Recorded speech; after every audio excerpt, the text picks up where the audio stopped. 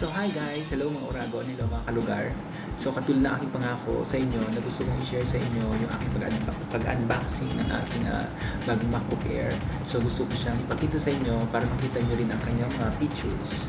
So simulan na natin.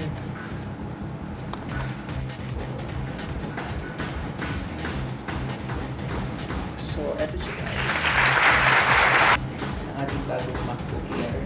Ayan. So, nakasealed pa siya. Actually, hindi pala siya nakasealed, sorry. Binuksan na siya sa Mall of Asia. Yes, doon ako bumili nito doon sa Power Mac Center.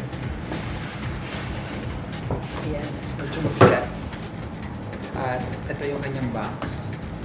So, as you can see, ayan, sa Mall of Asia namin siya binili. At ito ang kanyang loob.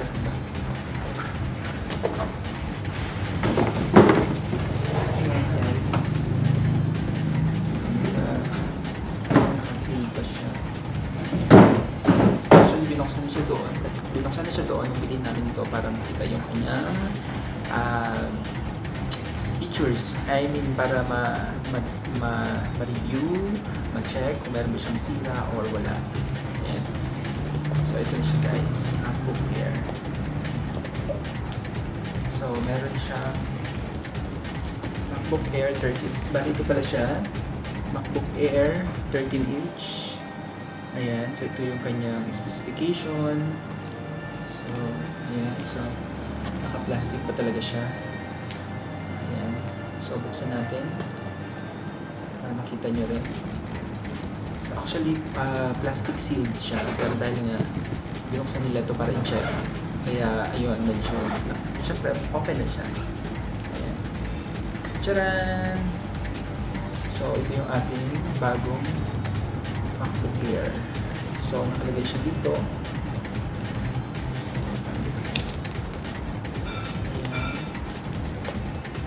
So bali ito siya guys, pero mamaya i-review natin siya.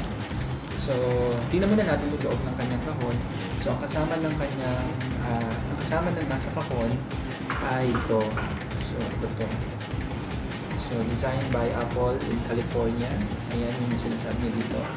Tapos, meron siyang another type of charger. So, kung medyo pumunta kayo ng ibang bansa, tapos iba yung kanilang outlet para sa charging. So, ito yun. Pwede nyo siyang magamit. At of course, meron din siya talaga long cable na charger. Ito yung kanyang pinaka-charger. So, ito lang actually yung laman ng kanyang kahon dahil kinakailangan mo, kung gusto mo siyang i-upgrade or gusto mo siyang bilang ka ng ibang accessories, kinakailangan siyang bilhin na sa kanilang outlet. So, you can buy it in any MacBook Power Center outlet nationwide. Ayan. So usually, yun lang yung laman ng kanyang kahon kasama dito sa kahon. Wala na siyang iba. Nandun na kami nasa ilalim. Wala na talaga guys. Binuksan ko pa talaga. Pero wala na talaga siyang laman kahit sa ilalim. So, ito lang siya. Ayan. So, ito yung kanyang pinakasama sa loob ng kanyang kahon ng ating MacBook Air 13 inches. Ayan.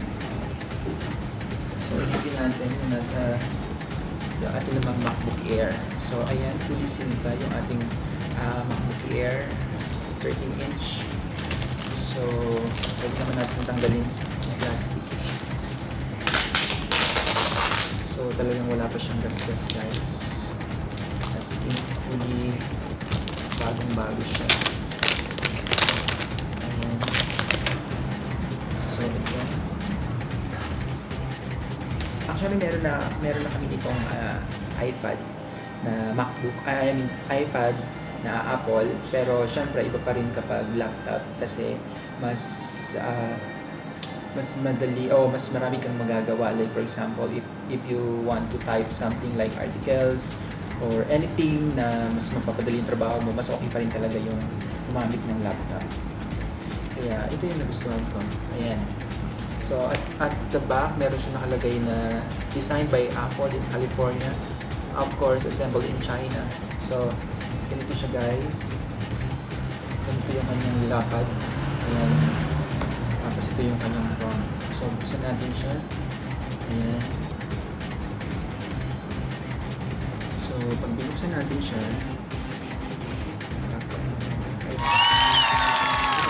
so, sa loob nito guys, meron siya parang cover. Is a piece of sheet of paper. Ayan, yung malambot. So, para siguro hindi siya magasgasan. So, ito yung kanyang screen. Ayan.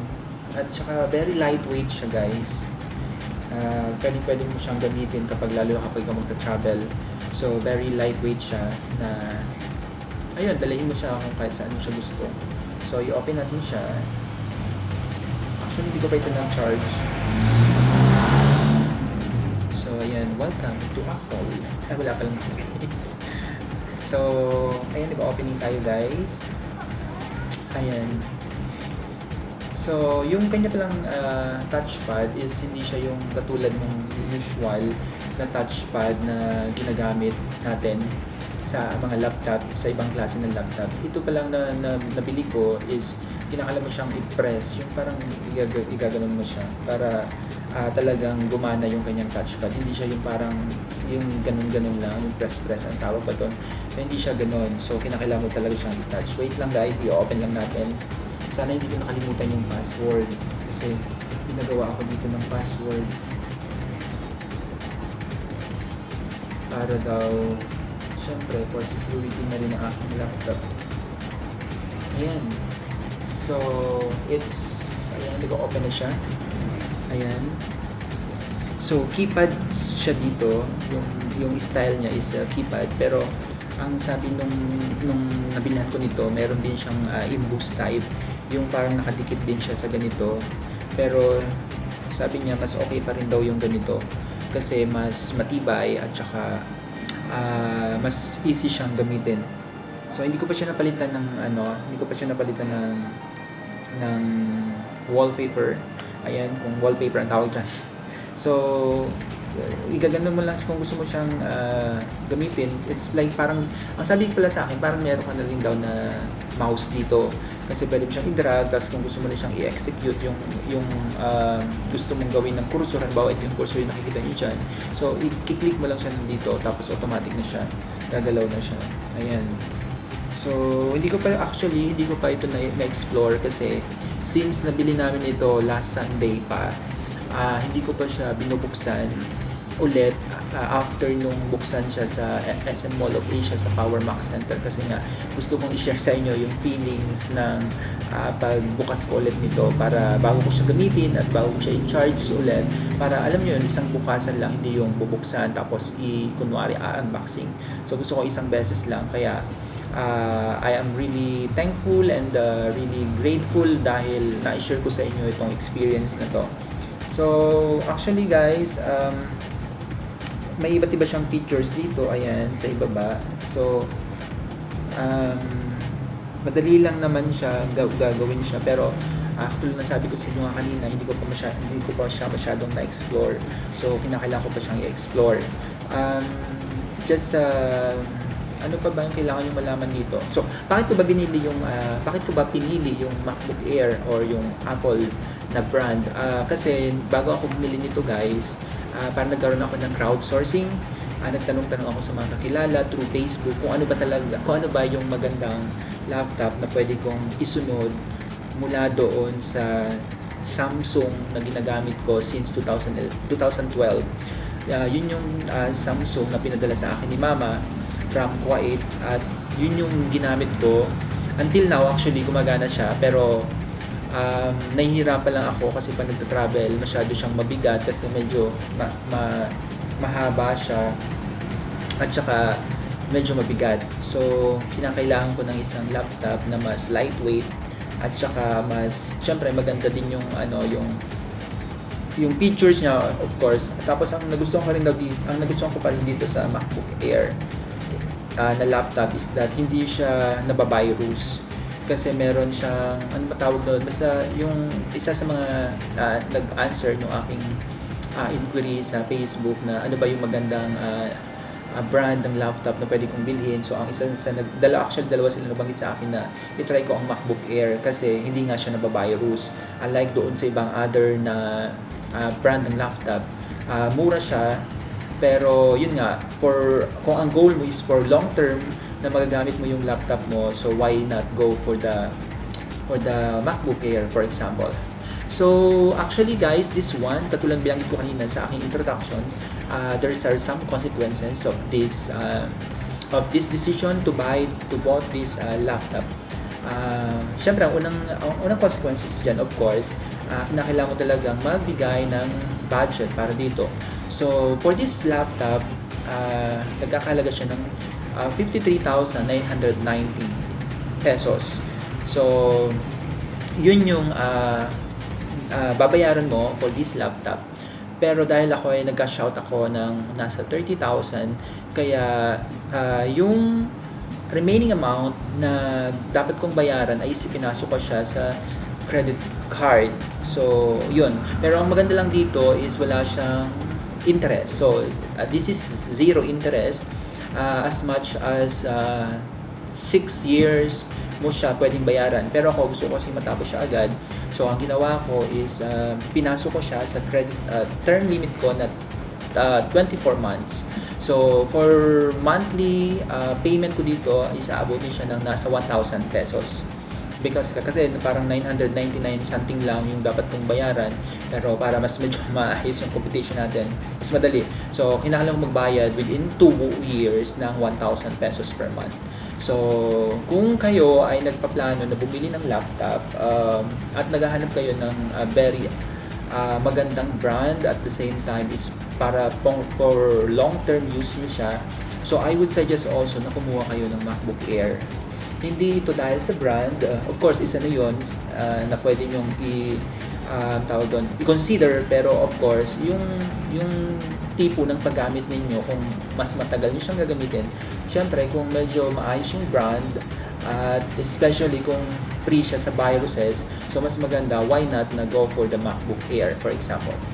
So I guess na-share ko sa inyo lahat guys yung mga information na gusto nyong marinig or malaman tungkol sa MacBook Air 13-inch. So, pero kung gusto nyo pa na mas marami pang information about this one at talagang nagpaplano kayo na bumili ng new laptop ninyo, kung saan mo nyo man siya gagamitin, so pwede nyo bisitahin ang any MacBook Power Mac Center nationwide.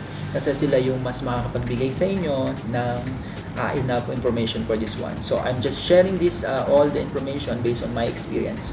So, I hope guys, may natutunan kayo at the same time naging masaya rin kayo hopefully sa achievement ko na to. So, of course, again, there are some consequences of this decision, but I am ready for the consequences. So, as long as I can enjoy and I can maximize this laptop.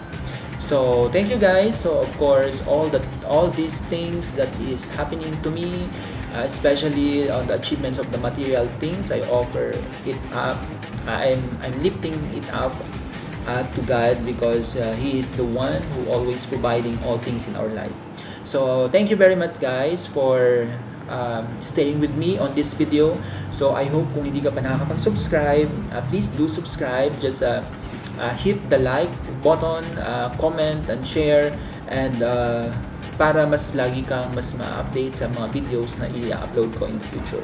Thank you guys and hope to see you around. Bye-bye!